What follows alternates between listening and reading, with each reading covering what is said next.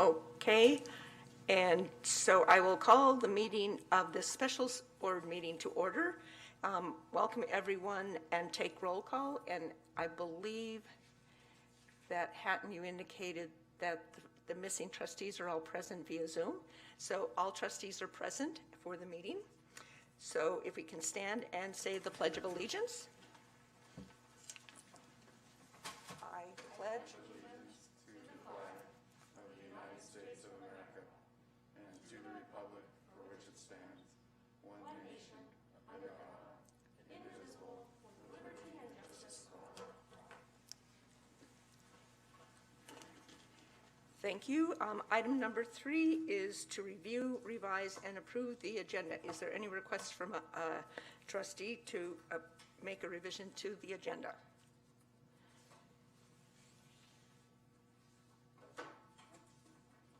Not seeing any hands go up on Zoom or in the room, then we'll move ahead for item number 4, which is public comment on non-agenda items. And I just wanted to explain how it works. Public comment on non-agenda items is taken at both the beginning and end of board meetings. We are statutorily required to take it once, but at our board meetings, we take it twice in case someone can't get there at the beginning of the meeting. We ask that anyone wishing to make public comment on a non-agenda item, to identify themselves, and if they represent an organization, identify that organization, spell their first or last name if the spelling is unusual, limit the comments to 3 minutes, and we will be monitoring the time, and Hatton will let you know when you have a minute left in your 3 minutes. And to maintain civility while making comment, and please do not address matters of student or employee privacy.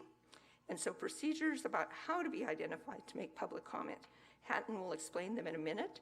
I did want to notify everyone we're not enabling the chat feature, and would ask everyone who wants to make public comment either on non-agenda items or on items that we'll be discussing later, make them orally, as it has been very difficult to determine in prior meetings whether the comments being typed in were intended as public comment or as side conversations and not intended as public comment. So we'll take public comment orally as we have typically done in board meetings. So with that, is there any public comment on an on-board item? And I'll rely on Hatton if you can let me know. Just to make sure those who would like to make public comment, we have 2 hands raised. If you need to raise your hand, you go to the bottom of your screen, click on the participants icon. It will open up another window for you on the side. Scroll to the bottom of that window, and you should see a button that allows you to raise your hand. We'll be calling on commenters in the order they appear in the participants window, because that's the order they've raised their hands in, as if you were lining up in an in-person board meeting. With that, the first comment is from Kelly McDonald. Go ahead and unmute yourself, state your name, and make your comment.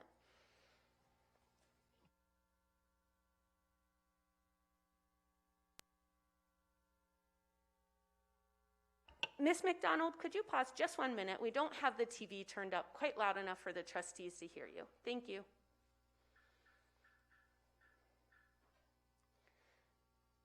Okay, go right ahead. Oops, I apologize. We're still not quite there yet. Thank you for bearing with us. I apologize, Ms. McDonald. Oh, okay. Sorry, it's going to take us just a moment of troubleshooting for folks on the Zoom. Thanks for your patience.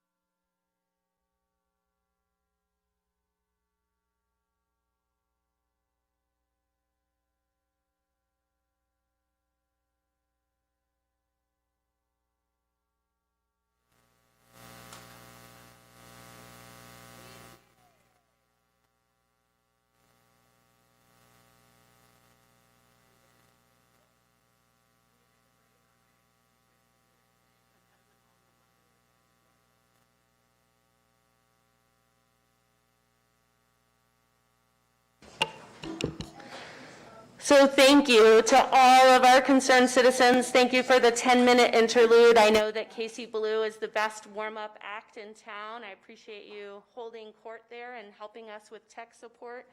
Again, we'll still go in order. Ms. McDonald, go right ahead. Thanks for your patience. Thank you. My name is Kelly McDonald, and my last name is McDonald. I want to acknowledge that we are in the traditional homelands of the Salish people, and I want to show my respect and humility to all Native peoples who are indigenous to this place we now call Montana. I have 2 children in this school district, one entering 6th grade, one entering 4th grade. I want to voice my concern again for the health and safety of teachers during this pandemic.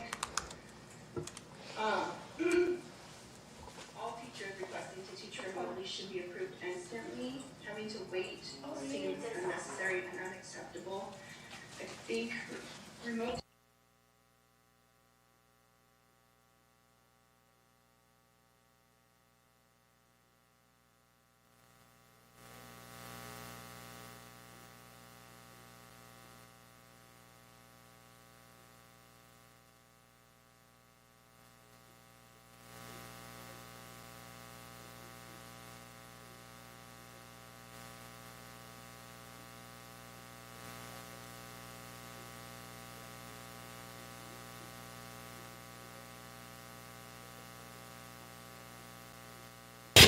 canceled. I want music to be taught remotely. Have 5th grade instruments go remote. I believe that Mr. Z can do this. He did a great job teaching remotely after the spring shutdown. He can find other ways. He can find new ways to keep teaching the kids. And parents can connect kids with their peers online to practice their instruments and keep them motivated for learning it. I support teachers for making their safe, healthy decisions to keep their families safe and healthy and themselves.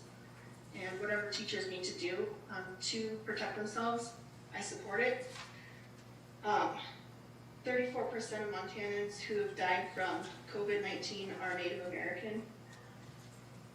Native Americans make up only around 7% of the state's population. That's a vast increase of the number of Native Americans who died from it. That means that Native American communities have already suffered trauma worse than the rest of us from this pandemic, from death in their communities. And I want to try to prevent that further from happening. I realize that schools are needed for many reasons. I feel that if we all state our reasons for wanting schools to open, maybe we can find other ways that we can meet those goals and still keep people safe. Thank you. Thank you, Hatton. Would you identify the next person who has their hand up? Yes, and before I do that, could we just try turning on the microphone at the front so we get better audio for our MCAT listeners? Oh, they won't turn on. I got one on. Okay, so we're just going to keep that on, and I'll speak to you, and then you'll have to acknowledge folks so they can hear you. The next person is Tracy. Tracy Hardy, you're next. You can unmute. Hi, can you hear me? Yes. If you just want to state your I'm first. Tracy Hardy, and I teach at Jeanette Rankin Elementary. I wrote a letter to the school board, and I have a couple of concerns that I'm not going to reread the letter because everybody can read it. Hopefully, it's in the board packet now. It wasn't. I don't know what happened with the original submissions, but I know it's on the linked, the link on the site. Hopefully, it's in the school board. But I have a couple concerns, just to revoice. I did watch the meeting last week, and you know, at this point, we're not going to know what the right decision is. I know there's a lot of contention. We're not going to know what the right decision is until we're in the thick of it. So I have 7 children. There's some things to think about. I have 7 children and a partner that works for MCPS. Between the 9 of us in our family, we'll be in 3 different school buildings. Conservatively estimating that our family could now be in contact with 500 plus people per week. And I just want people to think about that. 500 a week. And in these times, who does that? Who's doing 500 contacts a week? So I just try not to think of that part and trust that things will be okay. I have huge concern about teachers' mental health right now. Teachers are stressed out. One of the things that's happening in our elementary schools is that teachers across all the schools are losing their 45-minute lunch being reduced down to 30 minutes. And we know that in teacher time, that's like 20 minutes after we answer questions, use the bathroom, collect the last papers, etc. Teachers are also at the elementary level getting their daily 30 or 45-minute time reduced to just twice per week instead of daily. And they'll have to take their students out to recess every day for every recess. So while we love our students, teaching is hard. We need breaks. High school teachers I know are being asked to teach 6 out of 6 classes. Again, we're going to be stepping into this with very little prep and no breaks. So I'm worried about teachers' mental health and the burnout that's going to happen between the learning new things, expectations, and the time crunch. Things are going to be rough. Another concern I wanted to point out or talk about is the Apex learning. I think out of all the things that are happening, this is one of my biggest concerns, that the school district, and I understand some of the reasoning behind it, but we're paying public dollars to a privately owned online school to provide education to our public school students. To me, this is a big deal and a precedent that's going to be set with our public money being spent on a private school for public education students. I think the ball's already rolling. I'm not really sure why people aren't more upset about this when we think about public school being a great equalizer, and now we're allowing a private entity to educate our kids with curriculum. Ma'am, your 3 minutes has gone past by a minute or two, so if you could wrap it up with a final statement. Okay. So I guess one of the things I'm asking the board to consider is slowing the process down. We'll have more time to prepare, get ready, and not be so stressed out. Thank you. Thank you. And I don't know if all participants can see the 1 minute sign going up, so I will remind you when your time is up and give you a moment to just briefly summarize so that we can keep to the 3 minutes to allow for as much public comment as people would like to make. So with that, Hatton?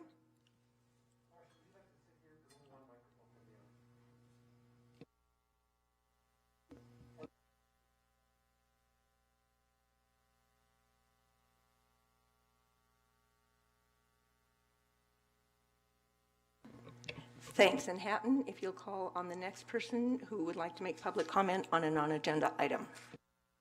Okay, I'm going to have to tell you, because if I unmute, it's going to got it. Back today to meet with our special education department. Ma'am, could you state your name? We didn't catch it.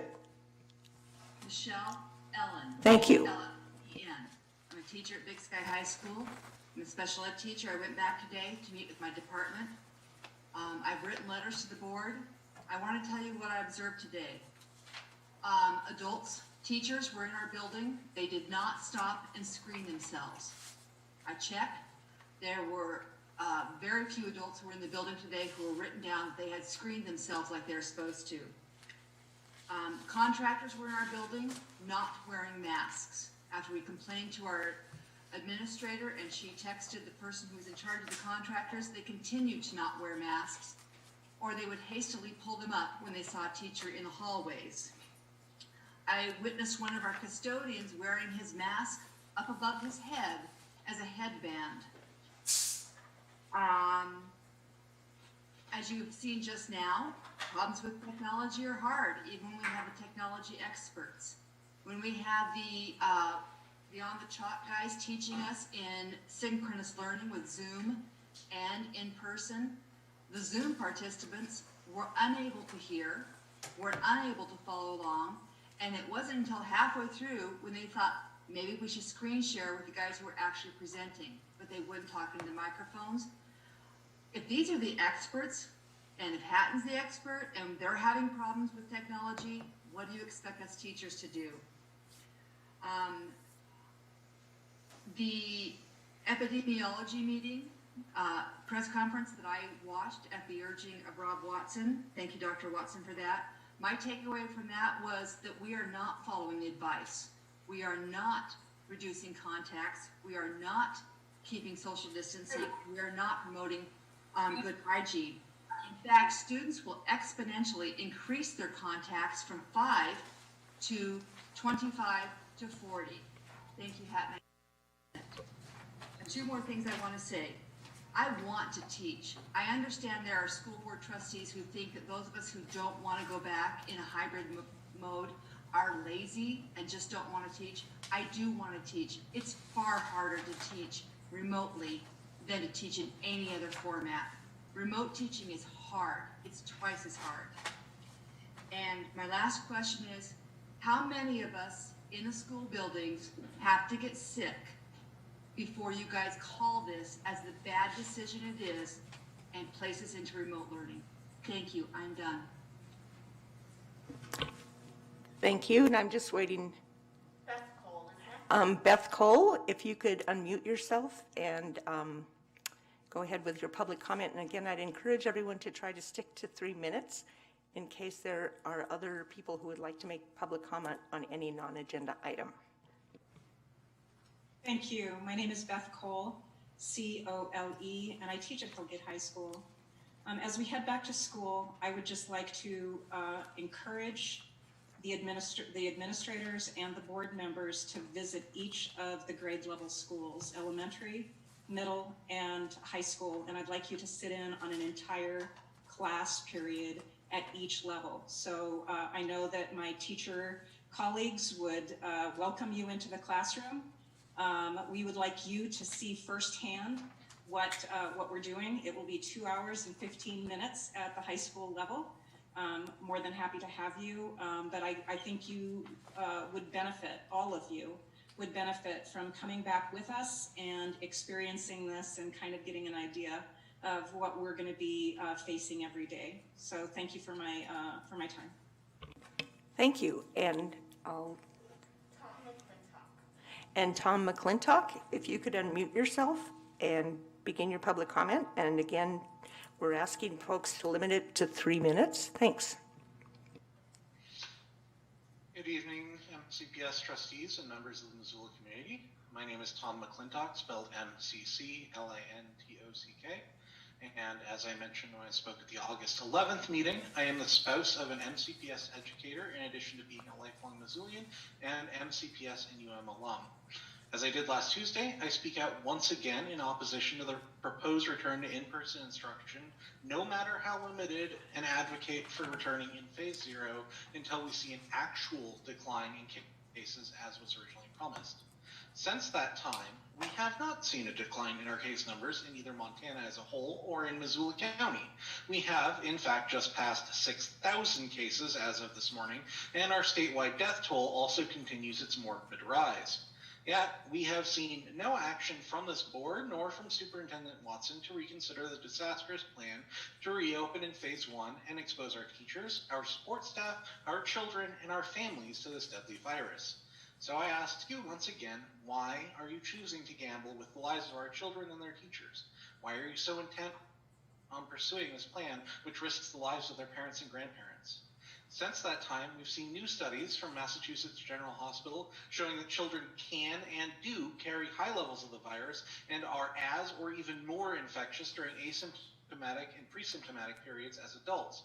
We have seen too that they are far from immune and are at risk of contracting multi-system inflammatory syndrome and even dying from the virus. Yet, despite hours of comment at the last board meeting condemning the plan, in addition to over 100 pages of written comments, only 2 trustees chose to vote to protect our community. I ask you why you pursue this ill-fated plan when it's clear that you've lost the support of the public, if indeed you had it to begin with. Since that time, in city after city, when schools have reopened, PPE was insufficient if it was available at all, cleaning supplies were the same, cases spiked, and schools shut back down to go back to remote instruction, leaving those schools and teachers to scramble worse than they did during the initial shutdowns at the end of the year. Yet we learned today that a mere 700 reusable masks have been secured district-wide for children who have none, and none of the remote work requests can or will be accommodated, with no indication of the rubric for evaluating those requests. And Mr. McClintock, there's, Mr. McClintock? To ensure an equitable and safe access to remote instruction for all of its students. Mr. McClintock? Such as it is. We've extended another couple minutes for your 3 minutes, so your time is up. And so I'll go ahead and call on the next person who'd like to make public comment. Oh, okay. I guess there's about 20 seconds left if you want to finish and wrap up. Thanks. Thank you. This plan, such as it is, inspires no comments. Neither, I must say, do I have comments in its author nor the trustees that voted for it. But you do have a chance to right the ship. Amend the plan, delay the start of the semester, or start in phase 0, and give teachers and families time to prepare properly. After all, who among you is willing to say that you're just fine with a child believing that they're responsible for the death of a family member or a beloved teacher and must bear that trauma forever? Indeed, which of you can say to those gathered here tonight that they're willing to sacrifice the life of a child for this terrible plan? Thank you. Thank you. And the next person? Yes, next is Erin Ensley. Erin Ensley or Emsley, if you could unmute yourself and spell your first and last name and then begin your 3 minutes of comment. Thanks. Hi, I'm Erin Ensley. I'm speaking as an MCPS parent, music teacher, and spouse of a music teacher. I'm a high-risk individual, so my husband and I both applied to teach remotely and have not even received a reply, though my principal told me I am currently not accepted. I guess that means we are to report to school on Monday. My husband and I have both received our schedules, which include being classroom aides for entire grade levels at one time, lunch and recess duties, teaching a music lesson to each classroom in that grade level every day for a minimum of 3 weeks, preparing online lessons for the whole school, and it has even been considered that we could be pulled to sub for teachers who go home sick. In addition to the 100 close contacts we will receive between us at our schools, our children will be in preschool and a designated childcare option specifically for teachers' kids, creating a petri dish in our home. This level of exposure is reckless and demoralizing. It is 4 times the amount of a classroom teacher, and it defeats the purpose of creating small cohorts when several specialists are traveling daily between multiple rooms. The process used to determine online academy staffing is also questionable. Some of my peers were accepted for secondary health concerns in their extended family, in addition to childcare reasons, but they were prioritized over my first-person health condition to create an ideal balance of subjects in the online academy and avoid transferring teachers to different buildings. It is unjust that Dave Rott, who is not a medical professional, would be given the power to make medical, financial, and personal decisions for my family. On Monday, I personally heard an MCPS principal refer to specialists' role in this plan as super spreaders, followed by a laugh. I am not dispensable, and my family is not dispensable. Please pause, resume this discussion item as soon as possible, and pick up the pieces of this emotionally abusive and poorly organized plan so the community can look ahead for childcare needs, because this is destined to fail. Thank you. Thank you. And the next person who would like to make comments? Tamara Rushkey, if I'm pronouncing your name correctly, if you could unmute yourself and spell your first and last name and begin your comments. Sure. My name is Tamara, T-A-M-R-A, Reschke, R-E-S-C-H-K-E. I am a 5th grade teacher at Paxton Elementary School. I also participated in the Ramp Up program, where I had the opportunity to experience teaching with masks, practicing good hygiene, and as much social distancing as possible. I had a small class size that varied from a minimum of 5 up to a maximum of 10. It was challenging to make myself understood as well as to understand my students through the muffled masks. But we learned to be patient with each other, and we made it work. We were able to maintain pretty good social distancing. I felt fairly comfortable in this small class size. I am slightly nervous, but ready to move into teaching under the hybrid model, where I have a slightly larger group of 12 to 15 students in my classroom. The challenges with masks will remain, but our social distancing will be more difficult. I'm speaking to the board in an effort to encourage you to move very slowly from phase 1 up to phase 2. Under phase 2, I will have 25 to 30 students in my classroom. Social distancing will be nearly impossible. Added to that, please realize that elementary school, we will be removing our masks in the classroom to eat breakfast and lunch. We will become a very large, close contact group. My concern came to light when I watched the Missoula County Public Health Department's data presentation. I was drawn especially to the part that talked about the importance of maintaining small contact group sizes. The health department expressed their pleasure with being able to conduct contact tracing with recommendations for testing and quarantine quickly and effectively due to Missoulians maintaining small contact groups. Their data showed that currently the mean number of contacts for a child aged 0 to 9 is 4.5, with a maximum number of contacts in that age group being 13. When school starts and we are in phase 1, children within a classroom become a close contact group of 15 or more, including adults. Under phase 2, elementary school children will have a close contact group of the entire classroom of 20 to 30, including teachers. And these large groups go counter to the recommendation of the Missoula County Health Department. The current suggestion from the administration, as described in a recent video by Dr. Watson, was to move into phase 2 on October 5th. I'm speaking to you today to encourage the board to move slowly on that decision, give us time to do a really good job on safety protocols under phase 1, and give the data time to show a clear and obvious safe community before opening up our buildings to every student every day. Thank you.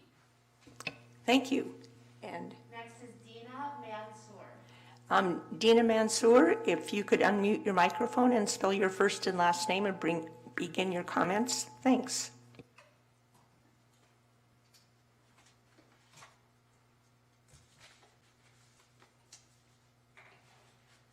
Ms. Mansour seems to have possibly left the meeting. The next is Kim's phone. The next person whose hand is up is identified as... She's trying to talk and it's not allowed. Yes. Yeah, my name is Kim Scott. Okay. S-C-O-T-T.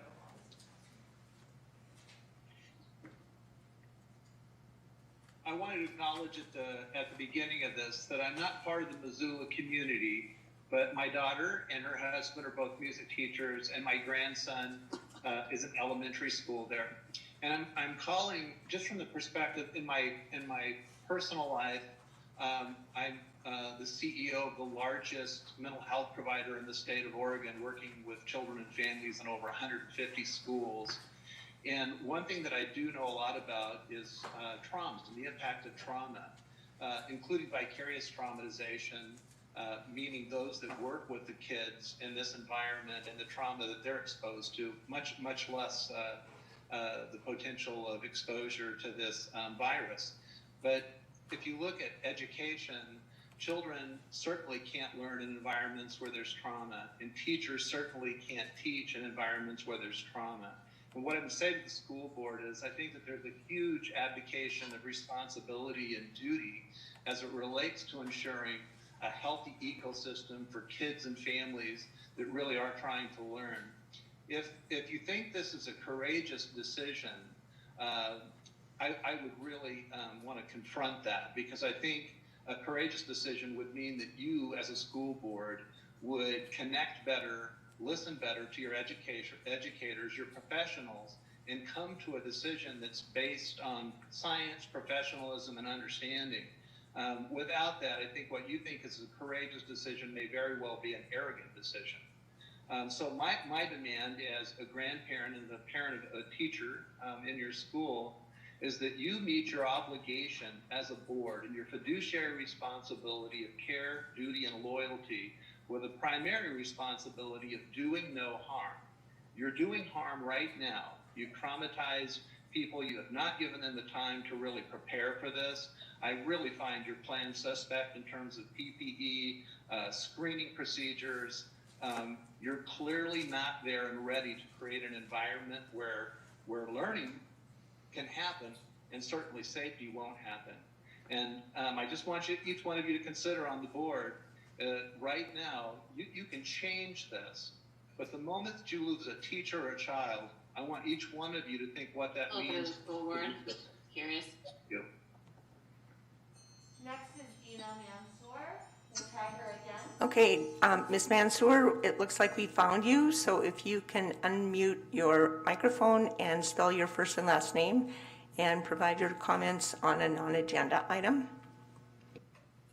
Okay, hi, I'm Dina Mansour, Deena-Mansour. Sorry if I missed you before. I'm in my office and I heard that Mount Sentinel is in flames, and I also have something slightly off topic, so a little something new. I'm the parent of a Hellgate 2019 graduate and a current Hellgate senior who is in the IB program. And so I'm commenting to draw attention to the unnecessary removal of our longtime IB coordinator, which will result in significant impacts on the IB kids at a time of what you know is already significant stress. And I also want to draw your attention to what is perceived by both students and parents as a lack of district support and investment in the Hellgate IB program. So the first 4 years of the Hellgate IB program saw a lot of turnover. There were 3 coordinators in 4 years. We've now had 5 years of a spectacular IB coordinator, Christine Hiller-Claridge. It takes 3 years to get up to speed in the IB program. She's invested that time. She knows the students. She knows the program. I was shocked to find out today that those responsibilities were removed from her and given to another teacher who did not want them either. This teacher was given remote privilege, which is great, and this teacher is a fantastic teacher at Hellgate. But to supplement her FTE, she was asked to also be the IB coordinator with no warning to the IB coordinator and no warning to the kids in the program. So what I'm simply asking is that you correct this potential mistake that was made, give the extra courses that were given to the IB coordinator to the teacher that was given the coordinator responsibilities, put the coordinator responsibilities back with the person who has the expertise and who can support these kids at what is a really difficult time. Already their IB program is kind of in tatters. Last year they weren't able to test. This year the test will be completely different.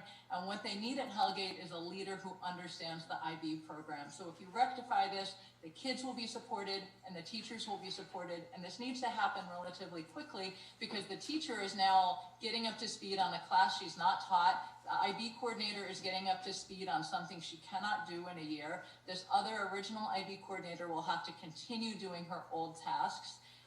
And then I just want to draw attention to the fact that the significant cohort of kids is not even allowed to have a core course that they have signed up for last year. This is a 2-year math class. They signed up for year 1 last year. They aren't able to have year 2 this year because of low enrollment. That's not these kids' fault. This is something that Hellgate and the district should have known about last year. And even if it's low enrollment, this is still a commitment by Hellgate and the district in the IB program. So reassess it for the future, but please do the right thing and reinstate Christine Hiller-Claridge as the IB coordinator and support these kids. Thank you. Thank you. Next is Jessica Cook. Jessica Cook, if you could unmute your microphone, and if you have an unusual spelling of your last name, spell it. If it's C-O-O-K, I think we're good. Okay, thank you. My name is Jessica Cook, and it's C-O-O-K, and I'm an English teacher at Big Sky High School. Go Eagles. I would like to start by saying that I don't feel safe by any measure with the implementation of the coming plan that I fear for my colleagues and for my students, and that I'm deeply disappointed that our health and safety are being considered an acceptable risk to moving forward. But I would like to focus my comment on the places where I believe I agree with the majority of the board. Schools are crucial for our children. There are places where our students can feel valued in the context of positive adult relationships, where they can learn to believe in themselves by developing new skills as they tackle challenging, engaging, and appropriate coursework, and where they can harness the power of social relationships to promote collaborative learning. And I'd like to thank the board over the last several years for working to ensure that our students have access to these experiences. But I'd also like to argue that these experiences do not magically happen because, sorry, they do not magically happen by virtue of students being inside of a physical building. They happen because teachers take the time to intentionally build safe and cooperative classroom communities. Teachers take the time to deliver the best content available, and teachers take the time to foster collaborative learning communities through an ever-varied selection of lessons and experiences. Teachers, supported by administrators and other staff, plan these experiences. They plan these experiences that deliver these benefits. To do so takes time, and that takes stability and predictable structure. To support this planning, I'm asking that you consider first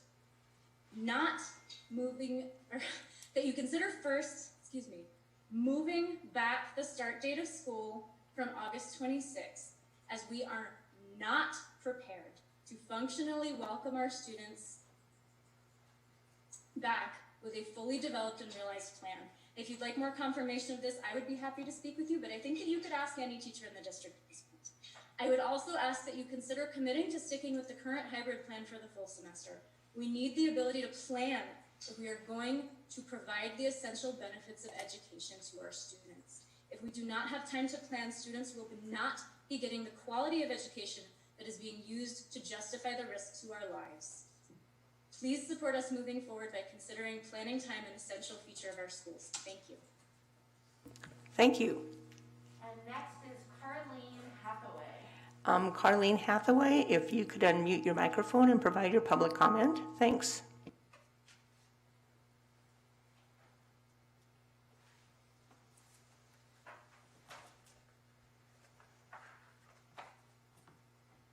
Tell her she's muted. Carleen, you're muted. Are we okay now? Okay. I'm Carleen Hathaway, Hathaway.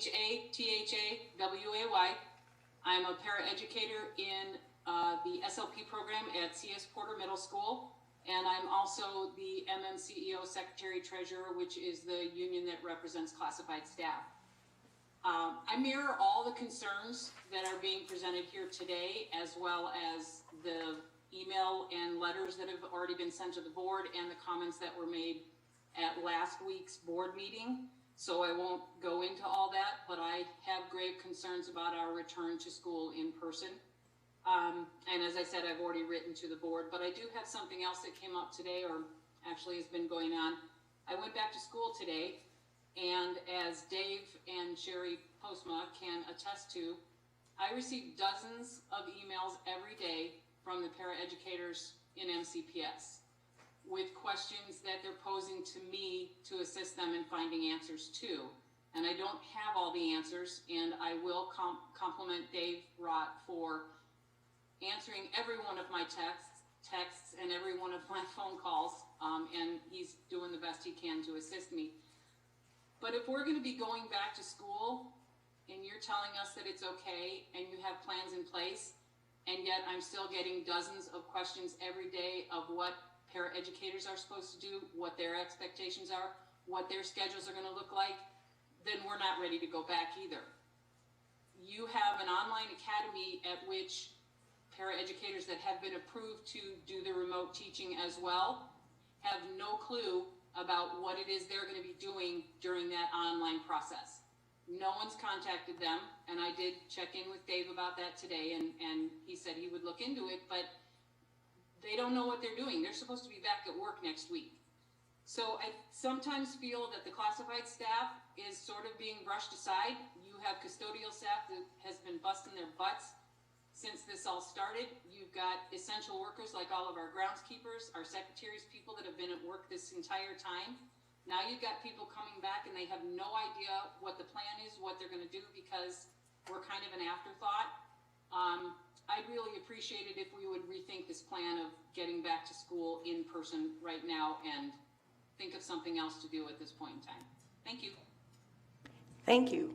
Next is Marty Cardos. Marky Cargo, and I may not be pronouncing your name correctly, so if you could unmute your microphone and state your name and spell your last name and perhaps your first name if it has an unusual spelling.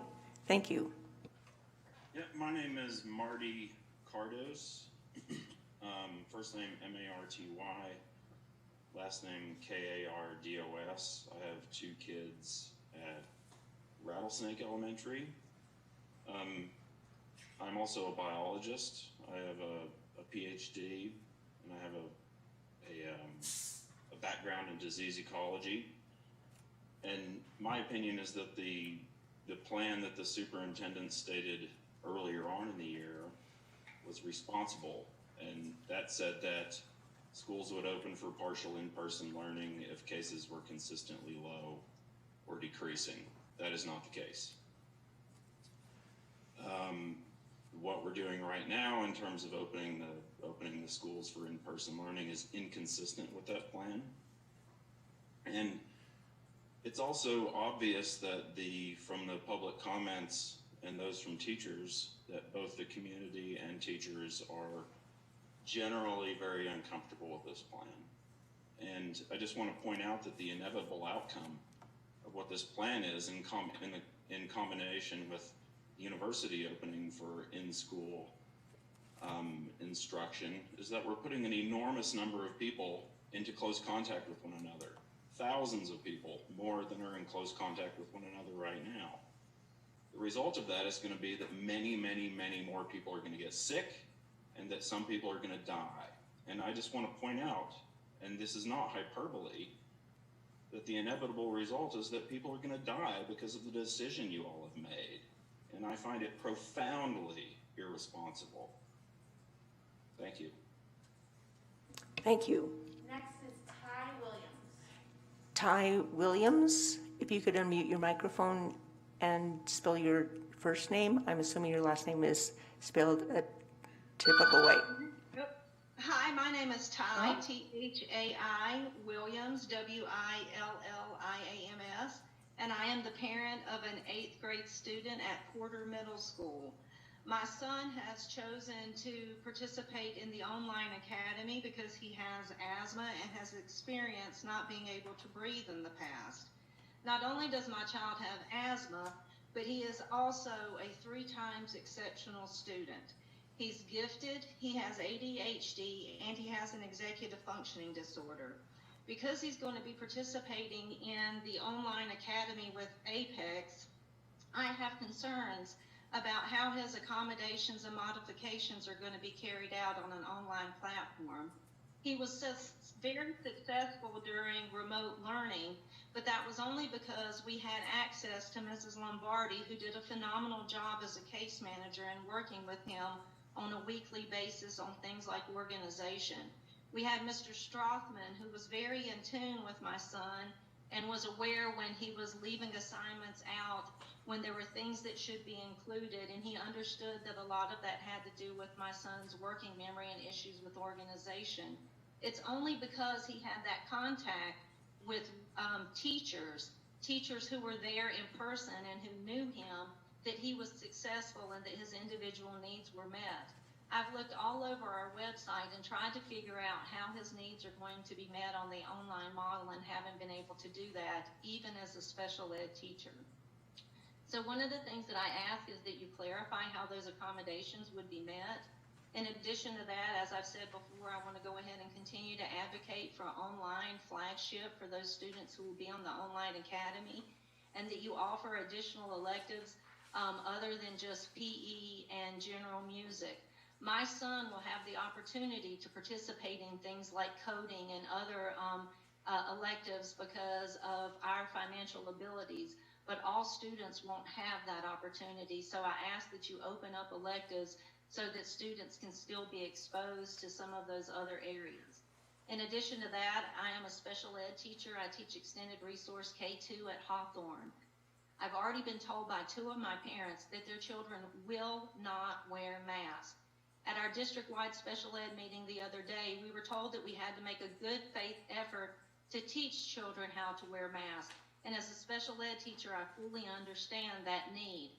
However, if those children are not able to wear masks, we've been told that they would be isolated, and we are expected to continue to teach them. So I want you to understand that that puts me and every parent in my class in a position where we will be working with children who will not be wearing masks. And even though they will be isolated, we will not. So I want you to consider those students who are not able to wear masks and how we can best serve those students while keeping our staff safe. Thanks a lot. I appreciate all you guys are doing and all the hard work. Next is Marissa. Next is a person identified as Marissa. So if you can unmute your microphone and state your first and last name. And again, I would encourage everyone to try to stay with the 3-minute time frame, because we have a number of agenda items that we also are required to address tonight. So thank you all for your courtesy. Good evening. My name is Marissa McClintock, MARISSA-MCCLINTOCK. As I mentioned when I spoke at the August 11th meeting, I am an educator at CS Porter. I'm a librarian, and as a specialist, I am extremely concerned for myself, my colleagues, and my students. As I said last Tuesday, I speak out once again in opposition of the proposed return to in-person instruction, no matter how limited. I will be seeing at least 90 children per day. That's not okay. I hear so much concern in these meetings, so much fear from the adults in our lives. How must our kids feel? I beg you to consider how these children feel. They don't get a voice. They don't have much in the way of choices.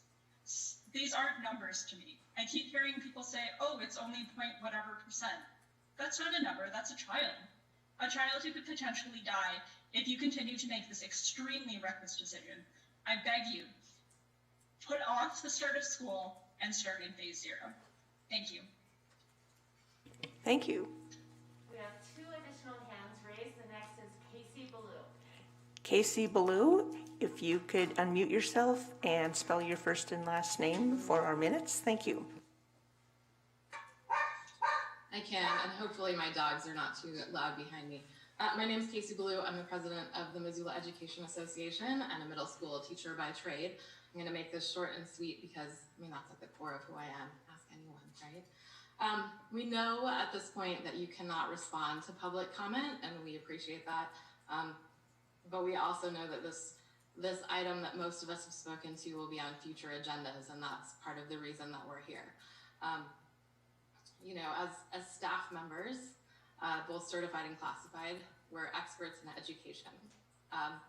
You heard about the logistical aspects as well as the human aspects on the return to school. We are advocating for a slow, steady, sustainable approach to this return to school. We want to go back to school, but we also want to go back and stay healthy. I think that's the most important part. So as much as we talk about the gift of time, in this case, time is essential, and that predictability that comes with it is absolutely what we're after. Thank you. Thank you. Next is Ezra Shearer. Hi, Ezra. Mr. Shearer, go ahead. Ezra Shearer, S-H-E-A-R-E-R. I just have a couple of things I'd like to point out. One, when we talk about fear in this environment, we as teachers have been carrying the weight of the freedom of this society for, a generation now. How do I know this? Because the society votes to have AR-15s, and we have to carry the weight of huddling in our closets for 4 hours. We know what fear is. We're not afraid about sacrificing our lives for our students. We're afraid of killing our families and our students' families. You need to realize that. This isn't about us. We carry your weight all the time so that you can have those guns in your possession.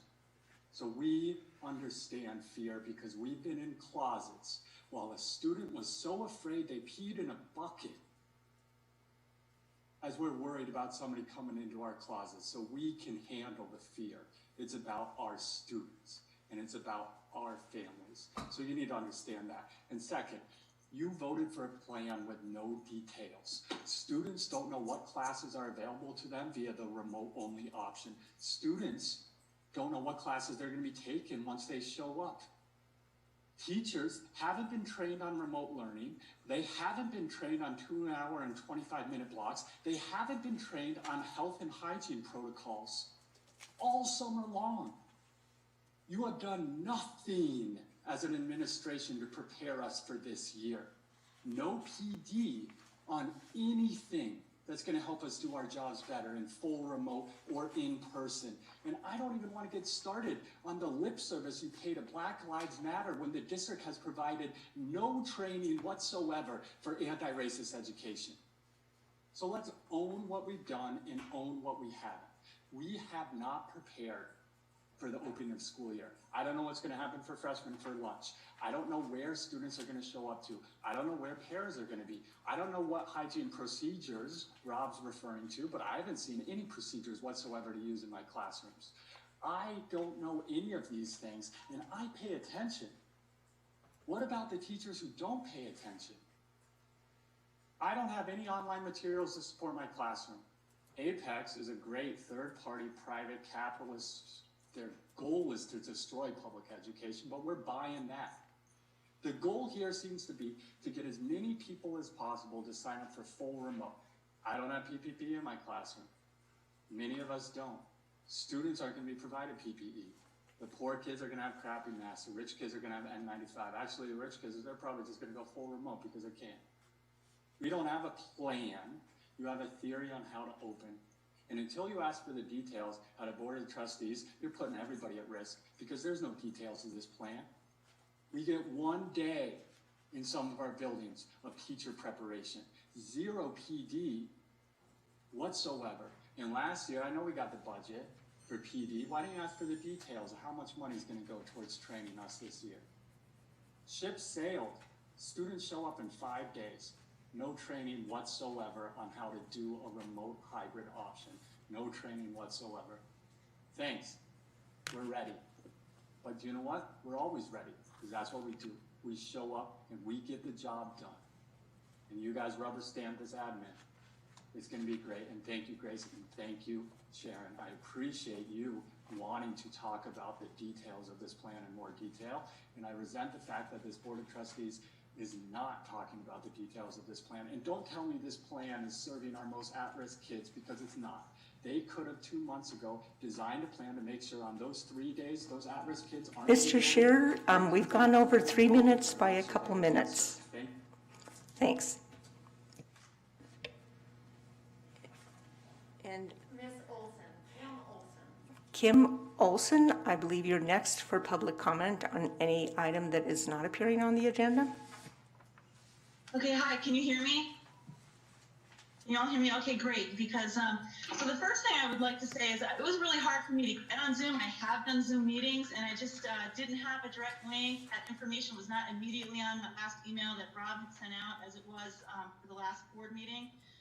So I was frantically calling friends while you were all meeting or giving your public comments, so I'm glad I finally got on. So I would like to thank you all for your hard work. But while I know you remain steadfast in your determination to start school on August 26th, as a seasoned MCPS teacher and parent, I'm asking the board to please delay the start of the school year for all students to September 8th, which is the start date for those students registered for the online academy. And also to please start all learning remotely until we have flattened the curve in our community and reduced transmission rates for a minimum of 14 days. Take a deep breath, be brave, and push the pause button. Our buildings are not ready to open. I was shocked to hear that we had not increased our custodial staff. Simple things I'd never thought of before, like Paxton's floors are all carpeted. I don't know how we disinfect carpeted buildings, but I really feel for our custodial staff. They've got huge responsibility, and there's only 3 of them. one who's there during the day. We still have 400 kids that are going to rotate through that building in a week. We need to be equitable about protecting everyone from the novel coronavirus, which is now the armed intruder that we have all feared will enter our building. Only this shooter is invisible, it's inevitable, and it can be in many places at once. Its bullets will be silent, and they will shed no blood. Its victims will quietly disappear from our buildings, quarantined at home or hospitalized. Some will die. Because the hallmark of this highly infectious virus is asymptomatic transmission, each of us is an armed intruder, unless we have been screened by laboratory testing, not by self-checks, not by temperature readings, not by quick checks with parents who are in a rush to go off to work. Coronavirus will cause far more damage to our nation's public schools and our schools here in Missoula than all of the mass shootings combined in our nation's history. I see no reason to have a positive attitude about this reality. My concern is real, it's backed by science, and it should not be dismissed as an irrational fear or emotion. We've seen the devastation caused by the novel coronavirus across the globe. We've seen what works, what countries have successfully contained the virus, which have failed, and why. It is not my decision to return to in-person learning. As a single parent with a child to raise, a mortgage to pay, and in need of insurance, I'm bound by the decisions of the school board and a superintendent bent on starting the school year, irregardless of the real risk it poses to our teaching faculty, our students, our classified staff, all of our families, and the community at large, irregardless of the very real concerns we have been voicing by those of us who are most affected. Dr. Watson is cognizant that under the proposed hybrid model, we will have confirmed cases of COVID-19 in our schools, and the school board voted to open our buildings knowing kids and staff members will be exposed to and transmit a highly infectious virus that, again, will hospitalize and potentially kill some of us. This is not what's best for our students or our community. Positive thinking will not protect us from this virus. We must prevent spread, not manage it. No one has ever been hospitalized for remote learning. No one's ever died because of remote learning. And lastly, learning remotely will not last forever. It's temporary. We've got to get the virus under control. Thank you. Thank you. The last hand raised is from Elvis Nuno. Elvis Muno? And if you could spell your name, your first and last name, and I apologize if I have mispronounced it. Yes, that's correct, yeah. My name is Elvis Nuno, E-L-V-I-S, N as in Nancy, U as in under, N as in Nancy, O as in over. So I'd just like to speak out. I don't have children in school. I was born and raised in Missoula.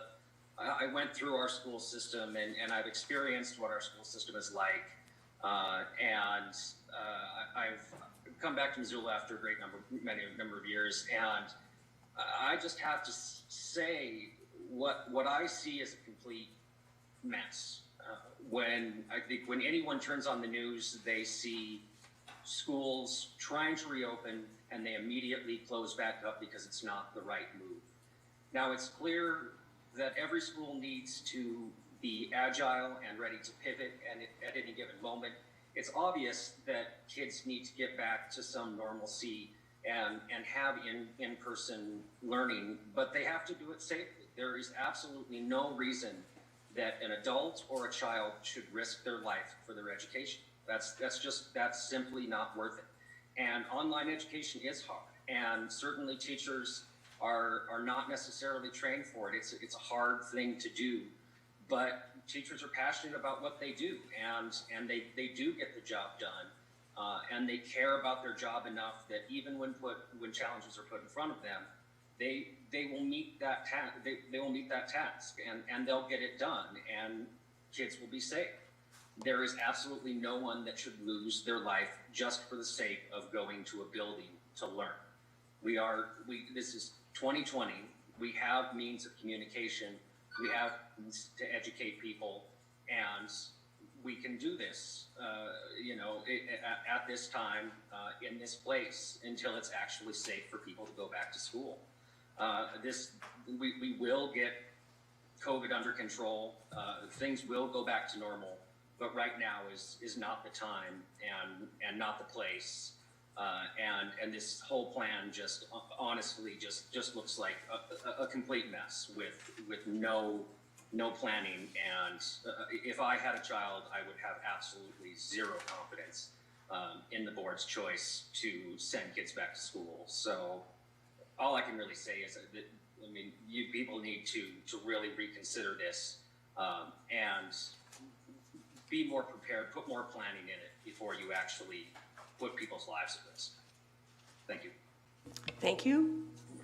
There are no other hands raised at this point. Okay, then we have come to the point of the agenda where we will, and I just want to indicate on our agenda under 4B, it indicates there is written correspondence within our packet.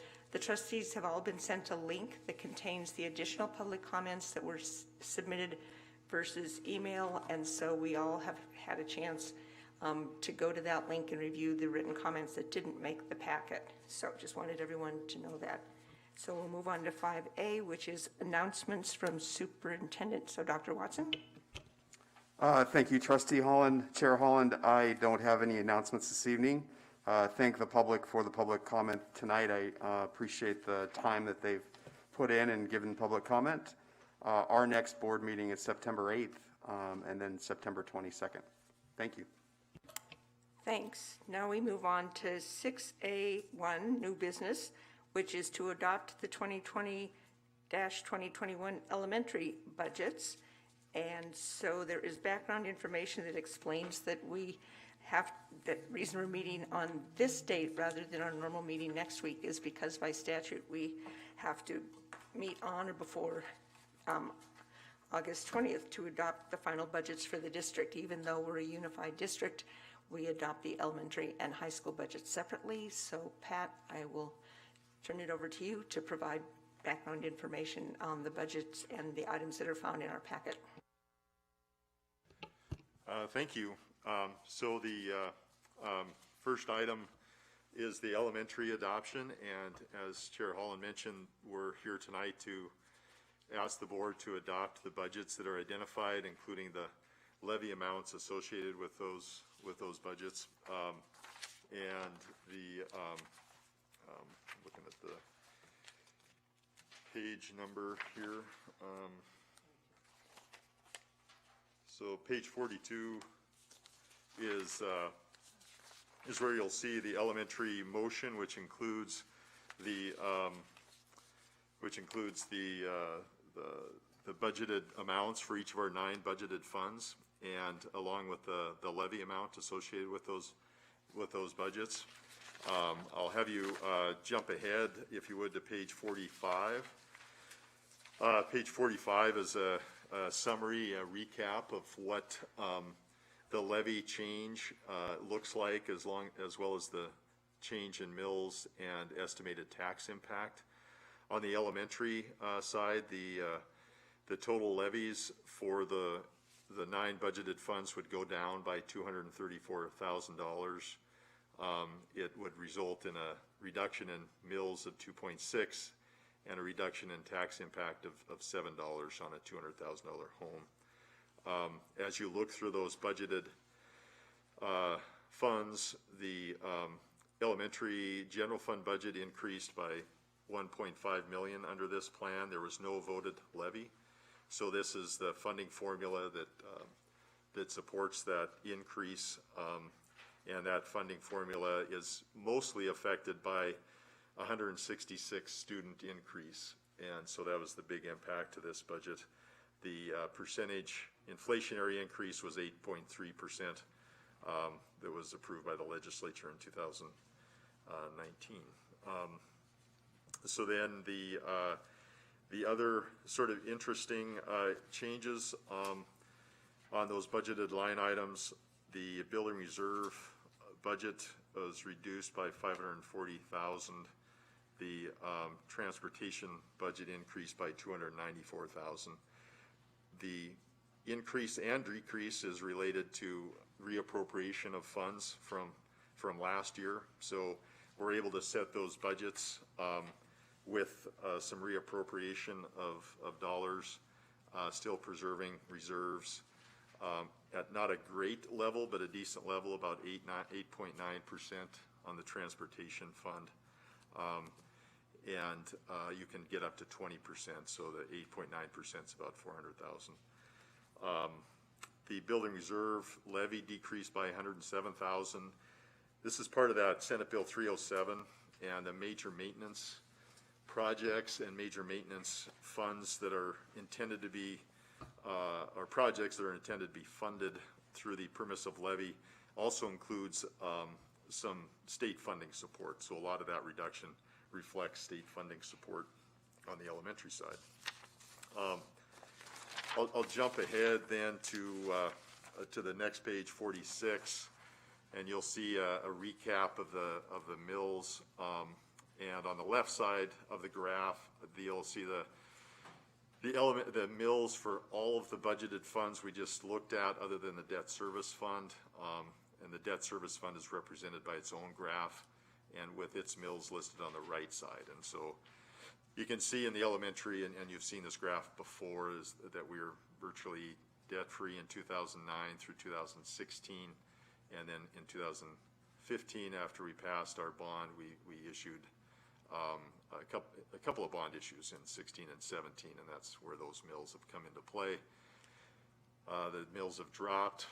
It's certainly partly due to our chipping away at that balance. The other mills for our other budgeted funds have varied here from 145 mills to about 160, which would very much track the change in budgets related primarily to our increase in enrollment and increase in our general fund budget. Then on page 47, this is our general fund budget in real summary fashion, but also specific fashion regarding our increases and decreases to that budget. You'll see on the left side the elementary highest budget without a vote is listed at $41,983. That was the amount in the spring we recommended and the board approved, not as a passing of the budget, but we did not entertain a voted levy, and that maximum budget could have been $42.3 million with a vote of 411, and that wasn't something that we supported or the board supported. With the A and B increase of 166 students, so you can see that our budget's increased significantly by 1.5 million. We included into that increase some retiree savings that represents 16.3 certified staff plus some additional classified staff. And then the 1.9 million is allocated first for negotiated salary increases along with estimated steps and lane movements, as well as one FTE. Additional increases are set below anticipated obligations, below that heading. You'll see the significant increase in our GL insurance. We talked a bit about that. Part of that had to do with some bidding that our insurance company did, but also significantly it had to do with losses countrywide affecting the insurance industry. So it certainly affected us here. A slight increase in our SRO costs based upon an inflationary increase. We've incorporated the online piece for iReady. That was not part of the original budget for the curriculum adoption. So we wanted to include that here in the general fund. Then you have CPR costs, training, which wasn't budgeted before, as well as AED costs, replacement. That's replacing our AED units as they need to be replaced. We have a slight bump for a discretionary allocation to our K-5 schools. They haven't seen an increase for some time. A custodial increase, this is for a number of our buildings, including for 3 buildings, I want to say Jefferson and 2 others. I apologize, I don't have the schools. Middle school cross country, that's 3 cross country coaches for a test drive on cross country as a middle school sport. Then 2.5 FTE, this is secretarial help for our larger K-5 schools. A 0.5 library for accreditation at Meadow Hill. Additional fine arts teacher. Then we've moved the one early kindergarten teacher and para from the Title I to the general fund. And then finally, we added some additional funds in the elementary for added support, which would include COVID-related support. So these funds would be rebudgeted next year, but then would be available this year for other needs that aren't listed here. We've incorporated in the budget anticipated position savings, and as mentioned before on last week, this is to capture what we see as budget in excess of expenditures for salaries, and this happens occasionally where we have both position savings, which you don't want to overestimate that amount because those positions still exist, but we are estimating a lot of these additional costs, including the lanes and step movements. So we want to be closer to our expenditures, and that's what that's reflecting. There's a smaller interlocal support from the elementary to the high school. Last week it was $334,000 with still a deficit of $107,000 in the high school. That's $441,000. We have a different strategy here for the high school. The work comp credit, we had $100,000 listed under the high school exclusively, but that credit should apply among all the employees. So if we take that credit, then it's what's reflected here is we're taking it on the elementary side as well as the high school side, and we bumped that credit up to $150,000. And you'll see that the budget's balanced under this proposal. That was all I wanted to go over.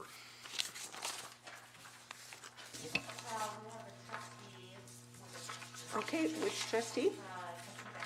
Trustee Decker, if you want to unmute your microphone and ask a question of Pat, thanks. Thanks, Pat.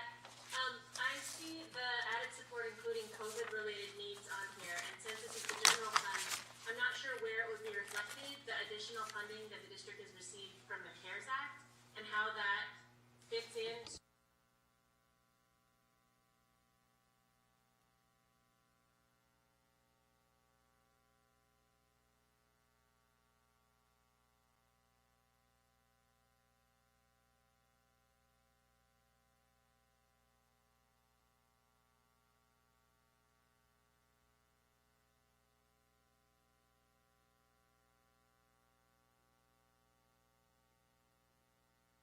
So, Trustee Decker, if you don't mind holding your second question till we're looking at the high school budget, then Pat might even explain it in his comments. Because I think. Yes, that's great. Okay, thanks.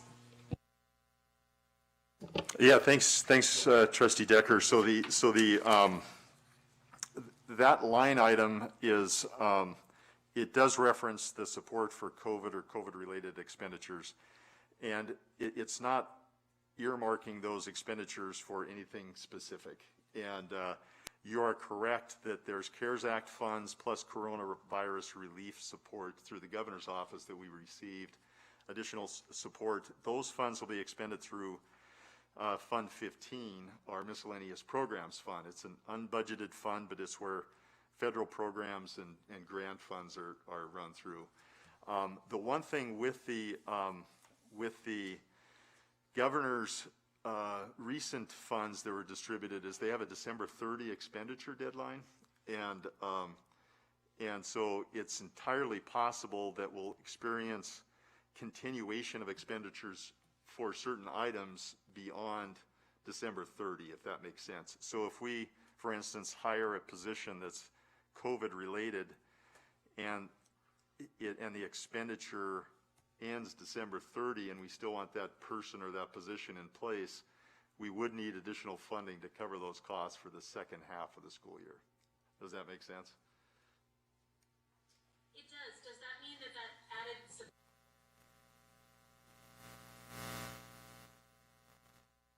It does not. It's not a specific allocation for any specific purpose. I mean, it's something that we could bring back to the board if we talked about expending it or using it for any different purpose. We just didn't consider earmarking it for any specific expenditure within the elementary budget. And it's not limited to COVID expenditures. It's just the elementary side. And so we're not able to earmark something like that on the high school side? So we didn't within the general fund, but if you recall, we talked a bit about the existence of the multi-district agreement when we adopted that multi-district agreement. Our effort has been to preserve funds as best we can, 2020 funds, including building up with some year-end funds the multi-district agreement. And so the multi-district agreement becomes an interlocal fund that we can use for expenditures, elementary or high school, and that would be a funding source. We've also preserved some other funds as best we could, because as you know, the year ended in a real strange way, and through the interlocal or through the multi-district, we've preserved some of the buildings, high school buildings, discretionary funds through the multi-district, and we've restored some indirect costs in other areas that could be available and could be used for added support if necessary. Does that answer your question, Trustee Decker? More or less? Okay. Any other trustee questions of Pat? Okay. Trustee Mercer has a question. What's the difference between the interlocal fund support and the multi-district interlocal support? Nothing. It's the same. It's Fund 82, and so the multi-district is sort of a term of art created through a statute where the legislature authorized the multi-district agreements as a vehicle for different districts to deposit and share resources. So we've typically used the interlocal support and described it in that way, but it's the same. It's the same. Follow up. So on the interlocal fund support, there's money leaving the elementary budget to go to the high school budget. Why? And then, but on the one at the bottom, there's no money leaving. That's my confusion. There's a $300,000 to the high school, and I know we're not talking about that yet, but the elementary's not paying that $300,000. Well, that's I guess my question. How is the Trustee Smith, I think his question is to Pat. And am I? So yeah, two different things. The excess Title I funds are high school Title I funds, and I'm happy to talk about those now. But the Title I program has an expenditure deadline of September 30th, and we had quite a bit of unspent Title I funds, and part of a recommendation through OPI was to expend those on our Title I staff in the high school, and that would be at Big Sky and Saili Swan High School. Those are our two high schools, and so that would be an expenditure of those funds, so they're not lost, essentially. The 194 is as described. Those funds will be as you described them, so it's essentially a transfer to the multi-district, but it's not a transfer that we make unless we need it. So those funds will sit in the elementary budget until, and would only transfer to the extent and if the high school budget wasn't able to cover that through the course of the year, which I don't anticipate that we'll need those funds to balance, but I want to make sure and present to you a close to or balanced budget, which is why we're relying upon those resources. Any other trustee questions, either virtually? I'm not seeing anything here. Okay, and I don't see any hands up here. So let me get back to my agenda. I apologize. And So the recommendation is that there would be a motion to approve adoption of all 2020-2021 elementary budgeted funds and the amounts to be raised by the tax levies as presented on the attached motion and resolution 2021-2E. And this is an elementary only item, so K-12 trustees, and it looks like trustee Lorenzen has made that motion. She's indicated yes, and trustee Oldperson has seconded it. So this is the time for any board discussion or comment. Trustee Lorenzen? I appreciate the reduction of the amount of elementary money earmarked for the interlocal agreement. And I see we're budgeting for this year. I guess my sense is that we better be ready for a great big budget reduction next year. And now, of course, we don't decide that now, but you know, this COVID thing is running through the whole state. People aren't being able to work and therefore not able to pay taxes. So I guess I feel sad. I feel like this is our last good budget for a while. Thanks. Any other trustee comments? Oh, trustee Decker?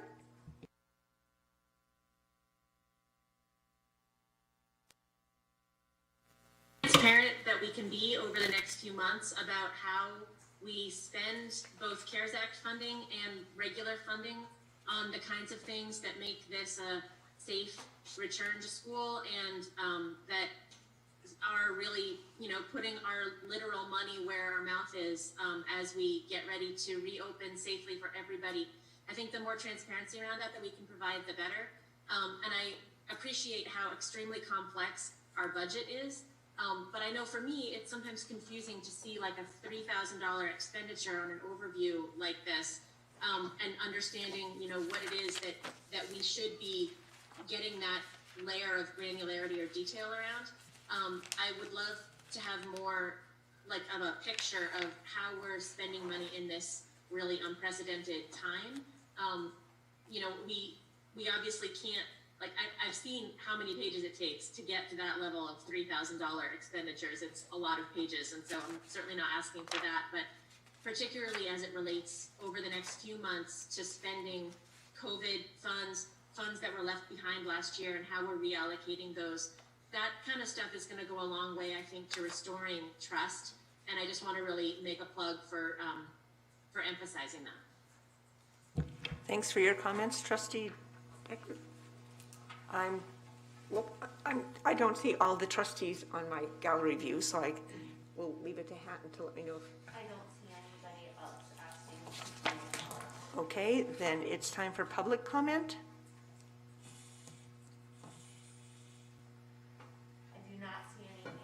Okay, so we have a seconded motion. All K-12 trustees in favor of the motion to approve adoption of the 2020-2021 elementary budgeted funds and the amounts to be raised by tax levies as presented on the attached motion and resolution 2021-2E, please indicate by raising your hand. And I can see trustee Decker, but I can't see trustee. McDonald has typed in yes in the chat.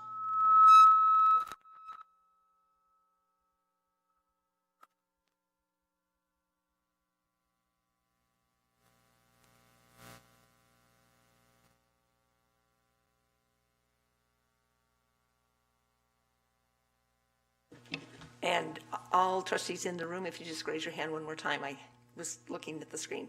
So I see that all trustees in the room virtually have indicated a yes vote on the motion, so the motion passes. So we will now move on to 2, which is to adopt 2020-2021 high school budgets. And Pat, once again, if you want to walk us through what that proposed budget looks like. Okay, thank you, Chair Holland. And so page 49 is the motion and the summary of the proposed budgets along with their levy amounts for the high school. The same 9 budgeted funds. The one thing I would mention, I forgot to on the elementary, is the flex fund, which you'll see there has a $143,000 budget.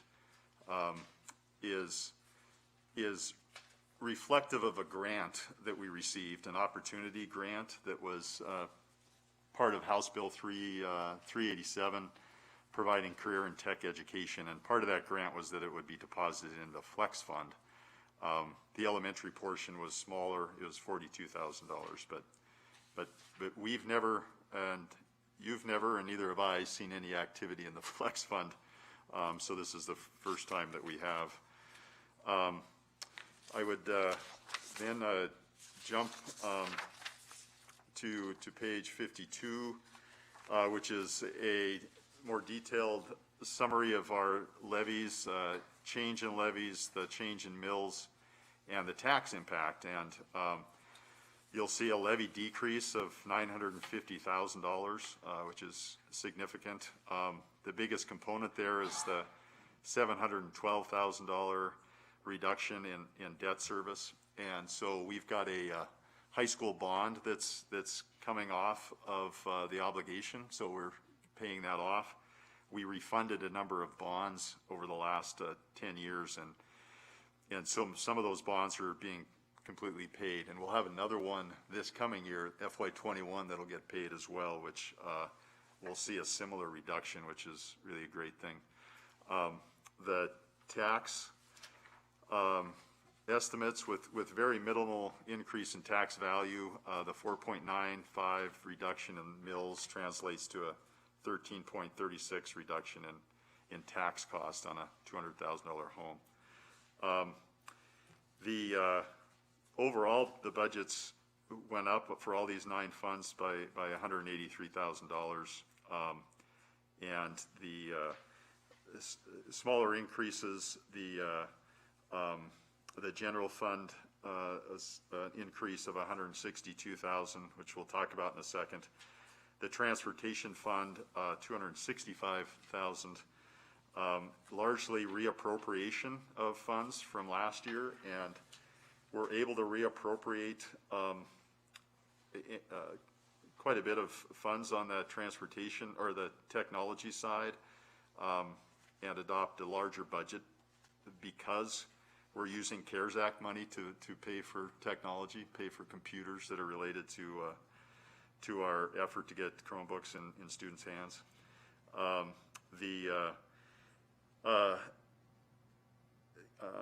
Those are the most remarkable changes. I guess the building reserve, I'll just mention, is reducing a levy of $153,000, and that's a trustee-approved permissive levy. We talked about this a few times, but the overall reduction in that levy supports increase in the general fund overbase by $152,000, and it's part of a state statute 20-9-308 that gives flexibility for trustees to increase the overbase levy without a vote by virtue of a reduction in a permissive levy. So that's a good, a flexible option that we have here to help the high school out. If we jump back then to page 47, on the high school side, you'll see that the highest budget without a vote is listed there at $30,598,000, and then the overbase levy would be the overbase increase by virtue of the decrease in permissive levies, and not just the building reserve decreasing, but there's no increase in the tuition fund, there's no increase in adult ed or transportation, so that helps support that overbase increase. The proposed adopted budget is $30,751,000, which for the high school is actually above maximum, and we can do that by adopting a prior year budget plus increases to the funding components. The reason we're in that spot is that we had A and B in the high school decrease by 38. So we're hoping that'll turn around this upcoming year. Probably not the best year now. The other piece was retiree savings. We had 11.3 certified staff that are part of that savings of 260. And then we have the 422 to work with, which is quite a bit different than on the elementary side. And you'll see as we work through the staffing obligations that 422 turns into a deficit of 531. And then when we add some of the same obligations on the high school side that we talked about on the elementary side, that the obligation or the deficit goes to 592. And then support for that offset comes in the form of that interlocal support, the multi-district support from the elementary, the work comp credit, and the excess Title I funds, which is a large amount. Part of those funds could not be expended during the year because of COVID. So Title I schools, and in the high school, that's Saili and Big Sky, weren't able to participate in a number of professional development opportunities that they typically would have, which were budgeted, that didn't happen. And then Title I in the high school used to include Hellgate, and Hellgate's no longer there. So this is we've had a couple years with excess special ed costs, and this is a good use to avoid losing those resources. So an appropriate and approved use by OPI. So that helps our high school budget this year and helps us balance. So there's a proposed balanced budget that's presented. That's all I have. Thanks. Trustee Decker, I assume you want to ask your question, and if you have another question too, feel free to ask a second one. Thanks. They're a related question. I think, as long as I've been at this, I always have more questions about the budget. It just takes a long time to really get it. And I'm thinking about Title I funding and how that then is being allocated. It's my understanding that the Title I funds are meant to stay with that school as long as those students are there. And I'm wondering how, if it's the case that schools that get Title I funding, then that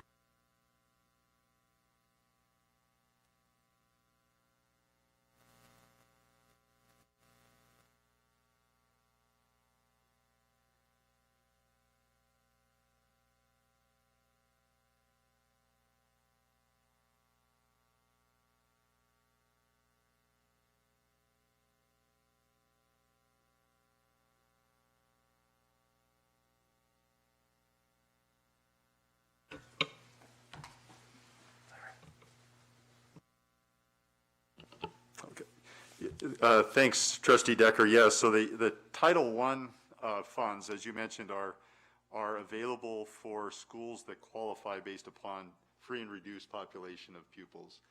And both Saili and Big Sky are school-wide Title I schools, which means that the funds can be used broadly to support students. We've always used Title I funds to support and not supplant the other available funds. And so this use is unique because it will be used to cover staffing costs, but it's also appropriate. We could, as a district, allocate those Title I funds on an annual basis to support these teaching staff, but we've always looked at it as additional support, not replacing what we would otherwise provide with the general fund. Does that help? And Trustee Decker, do you have a second question? Oh, okay, thanks. Trustee Lorenzen has a question, and then I don't know if Hatton, if you can tell if anyone else on, okay. Trustee Lorenzen, go ahead. Okay, I'm looking at page 52. So we have budget amounts and then levied amounts. And for example, in adult education, we're about $50,000 short. No, $500,000 short. So where does the other money to fill out the adult education budget come from? Are we subsidizing that through the general fund? Kind of the same question around the others, particularly technology and transportation.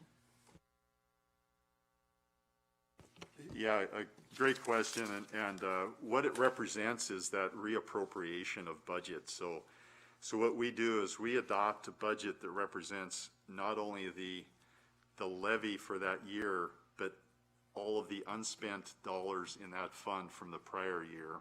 And so you point out a really good one in the technology fund, because we moved quite a bit of expenditures that could be justified as COVID-related Chromebook purchases, and that preserved budget in the tech fund. So even though the difference between if the difference between the levy and the budget, like in the tech fund, is 750,000 or so, that 750,000 difference isn't funds coming from any other fund. It's because those funds are available to reappropriate within the fund itself. So they're available dollars at the end of the year, and that's what usually takes time in getting this to you, is that we have to complete all of the expenditures that relate to FY20 and find out that final number to reappropriate. So that's why there's a variance between those two. Did that? Okay. I couldn't tell, Trustee Yelperson, did you have a question? Okay, thanks. Any other trustee questions? I'm not seeing any on the line. Okay. So the recommendation is for a motion to approve adoption of all 2020-21 high school budgeted funds and the amounts to be raised by tax levies as presented on the attached motion and resolution 2021-2S, with the explanation that with trustee approval of all 2020-2021 high school budgeted funds, trustees are authorizing an increase of the high school over base budget levy of $152,974 by virtue of a reduction of over $153,000 in non-voted tax levies, as has been explained and as is contemplated. So is there a motion to do so? Moved by trustee Vogel. Is there a second? Seconded by trustee Lorenzen. Any board comments? I don't see any from the trustees participating remotely. Any public comment?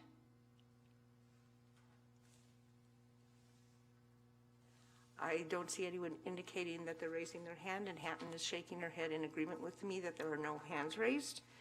So all trustees in favor of the motion to approve adoption of all 2020-2021 high school budgeted funds as was outlined in the motion, please indicate by raising your hand. Trustee Decker, trustee Sturvis, trustee Waite, and trustee McDonald have all acknowledged. Okay. So I see all hands raised or raised virtually, so the motion passes unanimously. We move on to 3, which is to approve a 6-month lease of a portion of Mount Jumbo School to the Missoula International School. This is an elementary action item tonight, and I will remember that I can't vote on it. And I do see that there's been a modification made to the nature of the lease. So Pat, if you want to explain the difference between last week's information item to this week's action item. Yes, thank you, Chair Holland. So the reflecting the concerns that were raised on the 11th regarding leasing space, including space at Mount Jumbo, the 4 classrooms that are proposed for a lease here would represent sort of the bare minimum needs that the international school would have to in the form of a leasehold. And the change also to the lease is that the tenancy would be a month-to-month tenancy rather than a 6-month lease. So the lease is terminable by either party upon 30 days written notice. So the use, if needed by the district, would, if those 4 classrooms were needed beyond the other classrooms in the school, then we could terminate on a 30-day notice, which would also apply to the international school. That's it. Any questions? Can I just add a couple of? Pardon? Oh, sure. Can I add a couple comments? Dr. Watson? So I just wanted to add a couple of comments to this particular item. We had an opportunity to speak with a party that was interested in leasing for childcare, and that party has since told me that they were not prepared to lease at this time. And then the other thing I just wanted to point out is that Assistant Superintendent Lodge can't be here this evening, but he has been in contact with our large child care partners in town regarding child care options. And I asked him if he had any requests from the larger partners to use Mount Jumbo, and he hasn't had any requests at this time. So I'm not saying that it wouldn't happen, but at this point in time, we don't have any requests for child care for this building. Trustee Mercer? I guess just to continue on to that, can you articulate why we wouldn't want to do what they're doing and put some of our classes there? That's a good question. So Trustee Mercer, I don't know if you're asking about child care options or our actual classes there. I think what you're asking is about the classes, yeah. So under the hybrid model, we have space with half of our students in the building. We also have other support systems in that building, in the school building. We have lunch program, we have nursing staff, we have office staff. It would be difficult for us to replicate that in a different building, not saying that we couldn't do it, but we seem to meet our needs within our current buildings. And when we move to when we do move to the everyday, every student, we can reassess that spacing need, but again, we would have to take all those factors into consideration before we would relocate, a portion of the students to a different building. Any other? Oh, Trustee Decker has a question? Thanks. I'm wondering if you could speak for a second to what equipment exists at Mount Jumbo currently.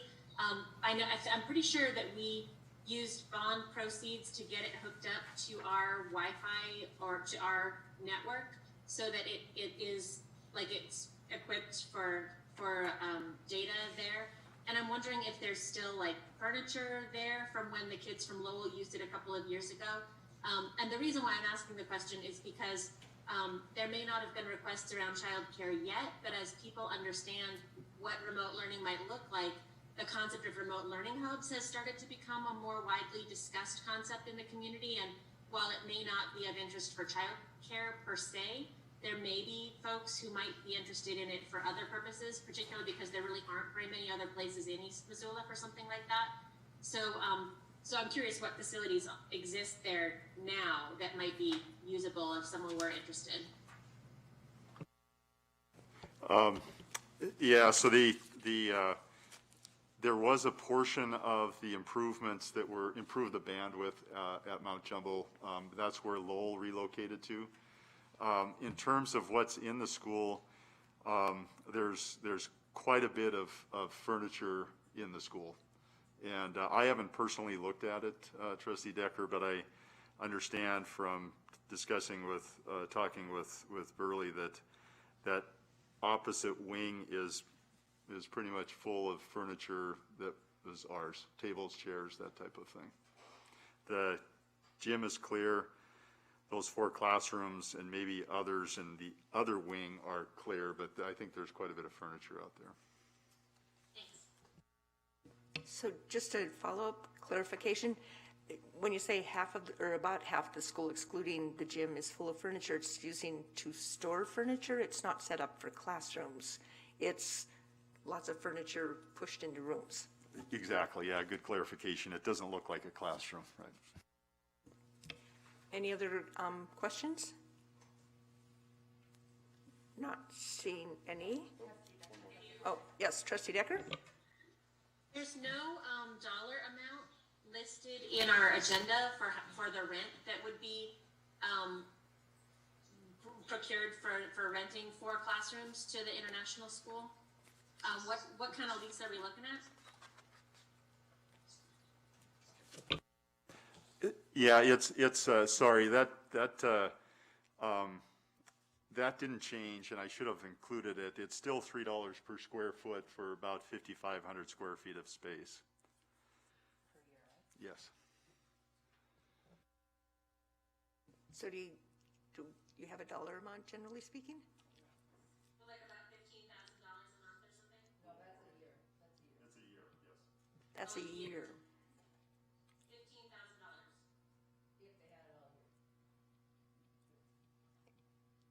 $15,000. But right now it would be month to month.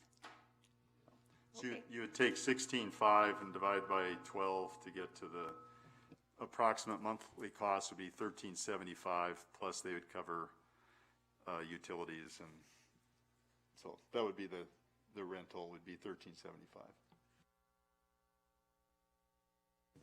Any other trustee questions? Okay, not seeing any.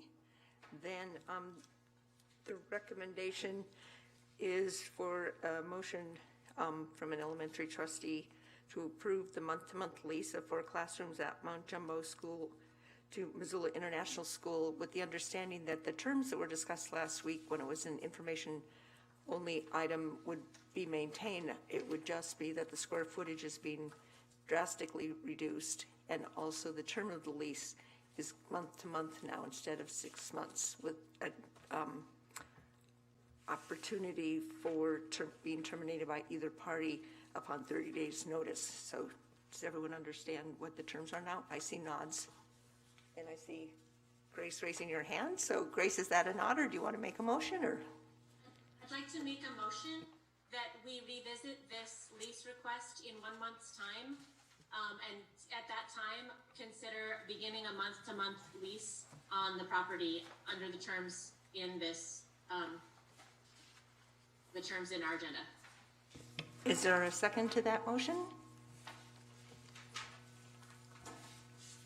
Seconded by Trustee Lorenzen. Is there any board discussion? Trustee Decker, then Trustee Lorenzen, so I think Trustee. Thanks. I fully appreciate that the Missoula International School is trying to do what they can to, to do things that are going to keep their kids safe while they're in the middle of renovation and all of that.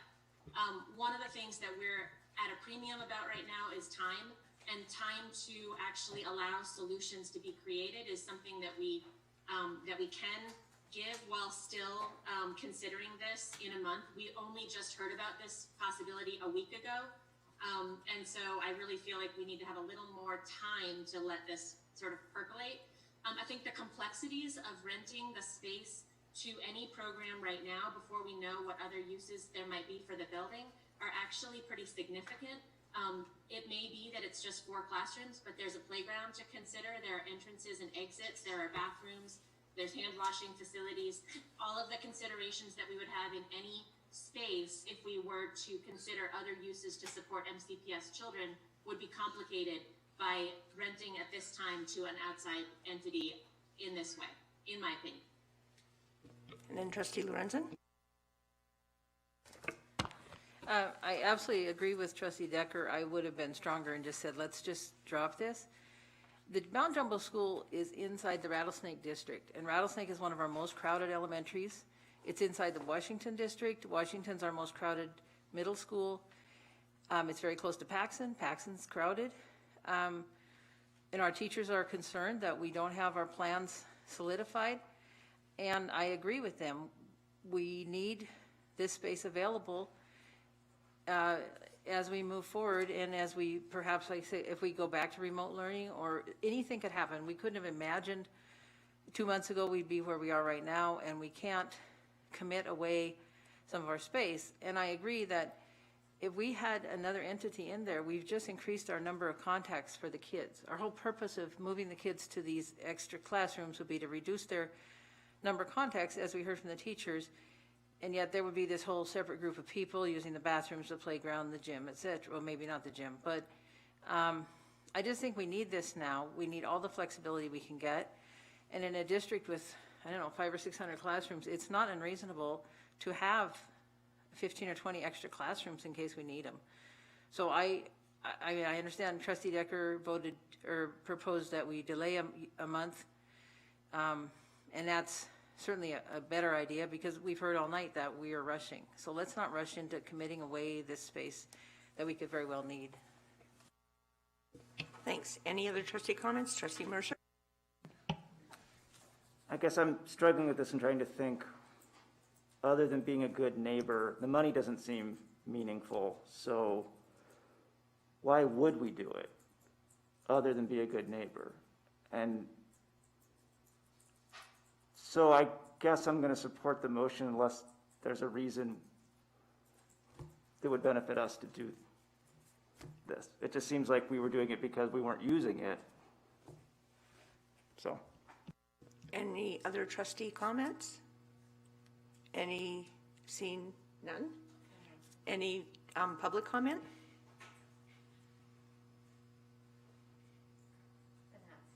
And Hatton indicated she's not seen any.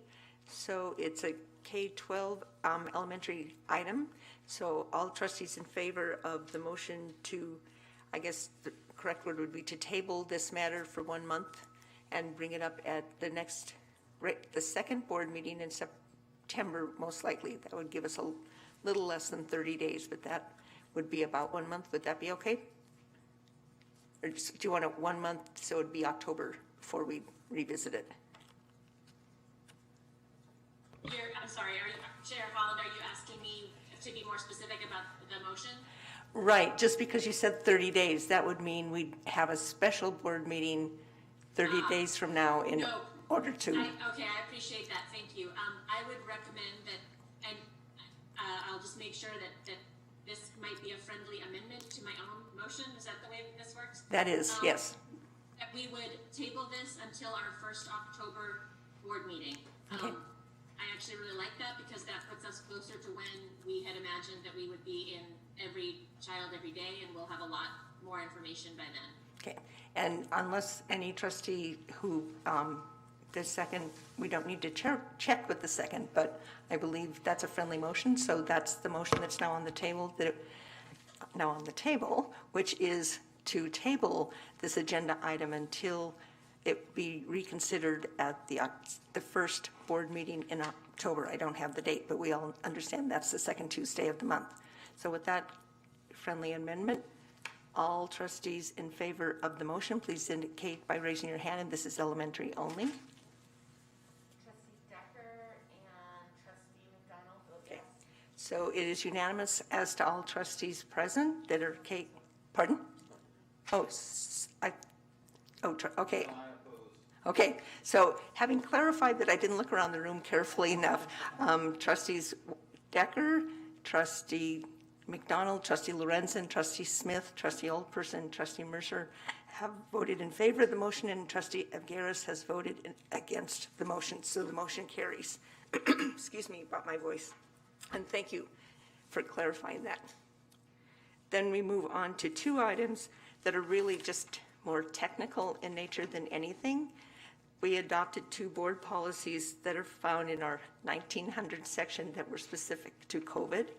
And during agenda setting, Pat brought forward the fact that when we adopted the board policy 1901 and 1906, we limited it to fiscal year 20. The pandemic has not yet gone away. We're moving into fiscal year 2021. And so I think the suggestion is to strike any reference to any fiscal year. Is that correct? So Pat, if you want to just walk us through that. Sure, thank you. That's exactly right. These emergency policies are supposed to run concurrent with the declaration, and so the reference to the FY20 is not a good reference within these policies. So wherever it references that, it was either stricken or stricken with language indicating the school year or the fiscal year was added to make it applicable to any year that the emergency would be declared related to COVID, including this year. Any questions for Pat or me? Seeing none, then we'll take it as one at a time. The first one is to approve the revision of Board Policy 1901, use of transportation funds during periods of school closure. It's found on page 53 with the appropriate strikeouts and language changes. Is there a motion to do so? Moved by trustee Lorenzen and second by trustee Oldperson. Is there any board discussion? I don't see any hands up. Any public comment? Nope. Nope. Thanks. Then all trustees in favor of approving the revised board policy 1901, please indicate by raising your hand. And if you can check on trustee Sturbis, Wake. Trustee Decker, trustee McDonald, trustee Wake, and trustee Sturbis. Okay. All vote yes. So it's, the motion passes unanimously. Then we move on to 1906, student instruction and services. This is the same revisions that we just approved in 1901. Is that correct, Pat? Exactly, yeah. Any questions? So is there a motion to approve the revised board policy 1906 as it is reflected on page 55 of the agenda, or attached to the agenda? Moved by trustee Lorenzen. Is there a second? Seconded by trustee Oldperson. Is there any board discussion? I'll just say thanks, Pat, for catching that. It's nice when our board policies can't be misinterpreted in any way. So thank you for catching that.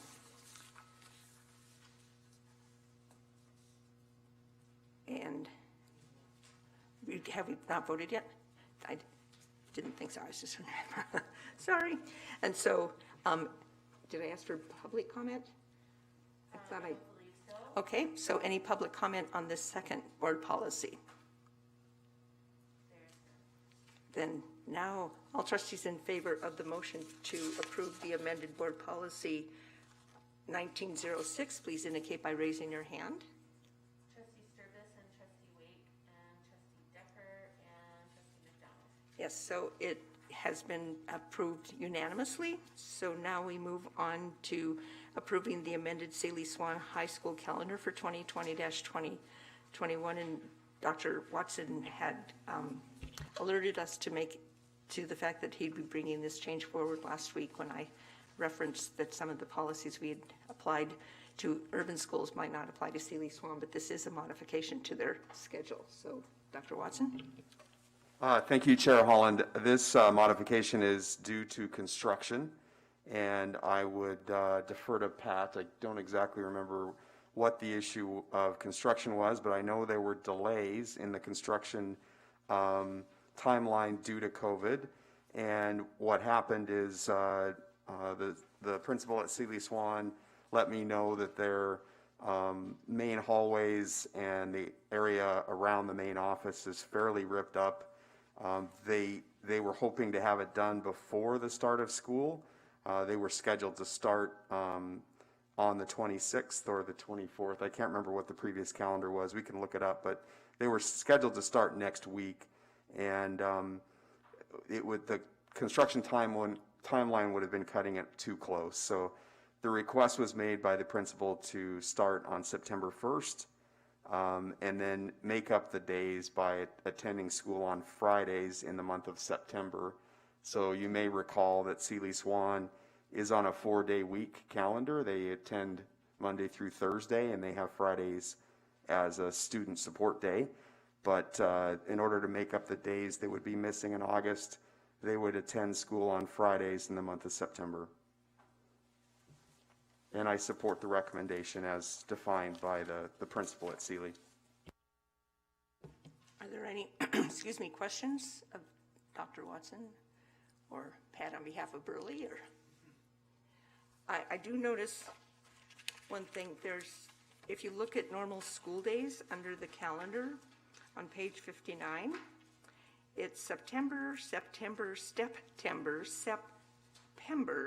and so maybe when it's printed in its final form, we'll make it uniformly September. Thank you.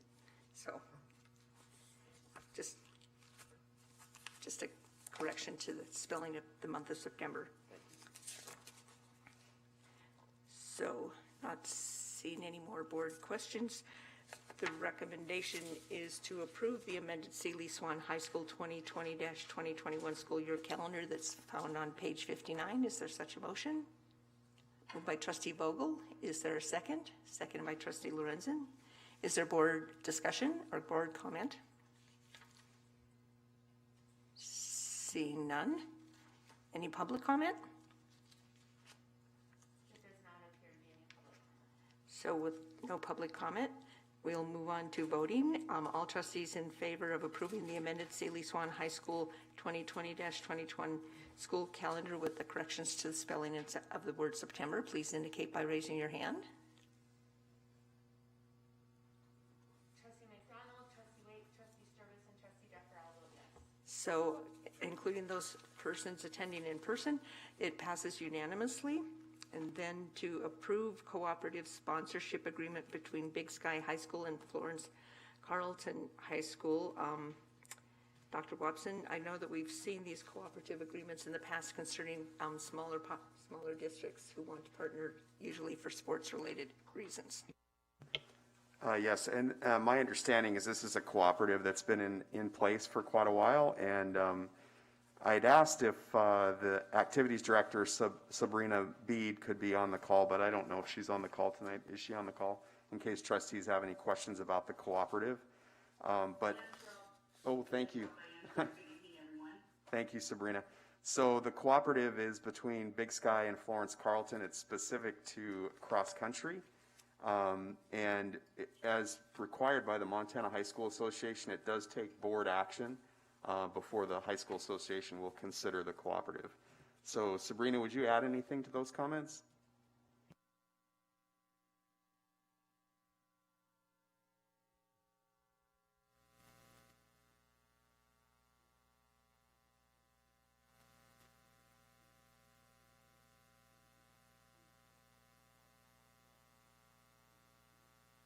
All fees that our students do and follow all protocol and policy. It's really a good deal for both schools, and we offer the same with swimming. And of course, you've already approved the swimming request for co-op this year as well. Thanks. Any questions for Dr. Watson or Ms. Bede? Seeing none, then is there a motion to approve the cooperative sponsorship agreement application with Florence Carlton High School for cross-country? Moved by Trustee Lorenzen. Is there a second? Seconded by Trustee Avgaris. Is there any board discussion? I'm not seeing any online, but There's just a yes, I believe, from Trustee McDonald. Oh, okay. So not seeing any comment. Is there any public comment?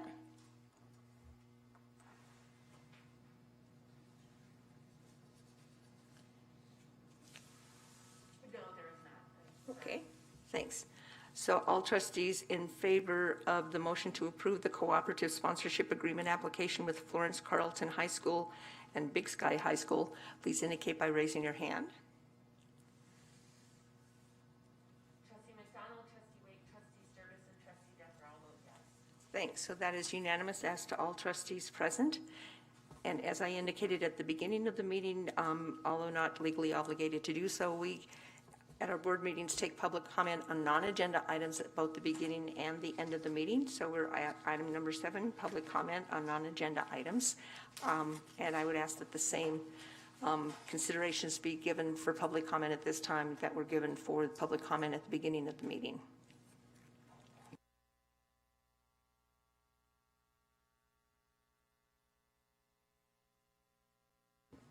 Okay, Ms. McDonald, if you can make your public comment.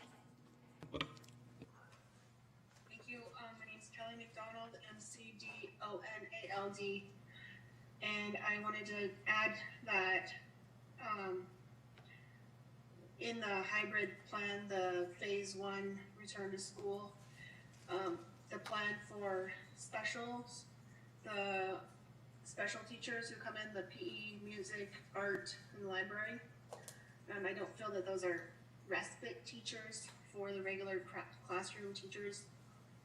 I know that you're planning for them to come in and into the classrooms and do something different than they have before, but I don't consider that to be a respite. I consider those to be actual teachers, actual important subjects that children really value. So thank you. Thank you for your public comment. Any other public comment? Not seeing any other public comment, so this meeting is now adjourned. Thank you all who either participated or participated virtually in the meeting. Thanks.